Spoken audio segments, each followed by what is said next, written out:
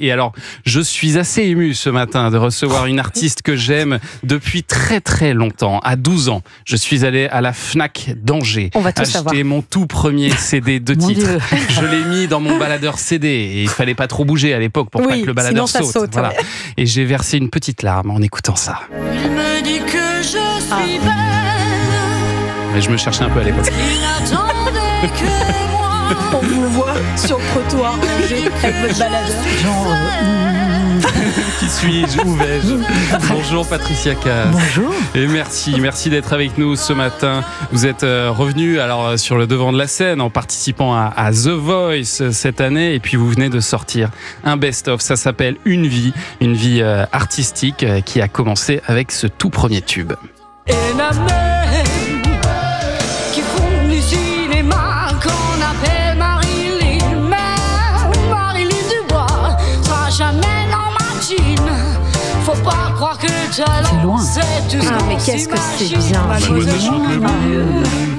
C'est votre premier grand tube, Patricia. Oui, 87. Ouais. Un tube que vous a proposé Didier Barbelivien.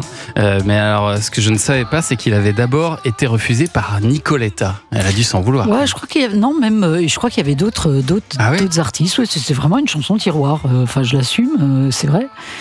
Et c'est vrai que j'étais un peu pressée à l'époque parce qu'il me fallait une chanson, parce qu'il y avait la maladie de maman, etc. Donc il me fallait une chanson et on m'a dit on a ça. J'ai dit bah moi parfait. Ouais. Elle a été réarrangée dans un style un peu différent et puis voilà. Parce qu'elle vous colle à la peau, elle vous colle à la voix même. Il y a un truc, on avait l'impression qu'elle était faite pour vous cette chanson. Ça je sais pas parce que c'était tout nouveau, hein, mais c'était pas aussi simple que ça. Hein, quand c'est sorti, je crois que c'était en début d'année.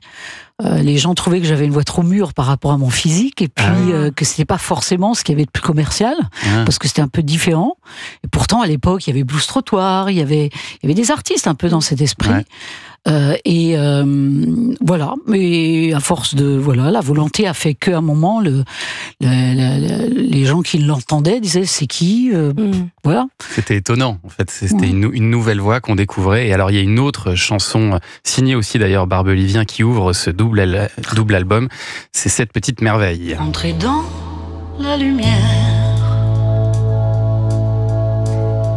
comme un insecte fou. Respirer la poussière. C'était en cassette dans la Renault 21, ça. Venir à genoux. C'est bien, je sais pas, au fur et à mesure, je me sens plus vieille ce matin. Je sais pas pourquoi, mais tu vois, j'ai... Et justement, elles n'ont pas vieilli vos chansons. C'est la bande originale de notre vie, Patricia Cass. Cette chanson, elle est magnifique et alors, entrer dans la lumière, finalement, c'est un peu ce que vous refaites cette année, en revenant sur le devant de la scène, après 20 millions d'albums vendus. Ouais, c'est vrai. Différemment. Et 6 victoires de la musique. Vous avez fait une longue pause quand même, une longue pause de 8 ans pour vous occuper de vous. Parce que vous aviez fait un burn-out, c'est ça, après votre dernière tournée. Enfin, vous en aviez marre, quoi. Disons que c'était pas dû à ça. Et puis le burn-out, bien sûr, vous savez, quand on dit burn-out, tout de suite, on en fait une montagne. Hein. Moi, ça a duré 3-4 mois et puis ça allait mieux parce que il y avait un peu de je sais pas, il y avait des années de voyages, d'hôtels, de responsabilités, d'enchaînement, de tout ça. Plus après, il y a des choses qui se passent dans ta vie qui font que, à un moment, tu pètes un peu les plombs et t'es crevé, t'es fatigué. C'est humain. Et puis, voilà. Et puis, on en a fait tout un gros truc de burn-out. Ça va, je m'en suis remise. Mais après ça, j'ai pris un peu de temps. Faut pas oublier non plus qu'il y avait le passage confinement, 2 ans, qui font que tu étais un peu obligé de rester chez toi. Oui, c'est ça. Qui était pas mal, en fait, quelque part aussi, parce que du coup, je me suis dit, tu sais quoi, c'est pas mal aussi de rester chez soi et de prendre un peu de temps, d'apprendre à se connaître soi-même, parce que, en fait, tu grandis, mais tu passes pas forcément à côté de quelque chose, mais tu vis de très belles choses, mais il y a des choses peut-être que tu oublies. Et donc du coup, voilà, je me suis dit, tu prends le temps qu'il faut, et je suis toujours un peu encore dans ce mood-là, hein, mais après The Voice, c'est sûr que ils sont venus me chercher.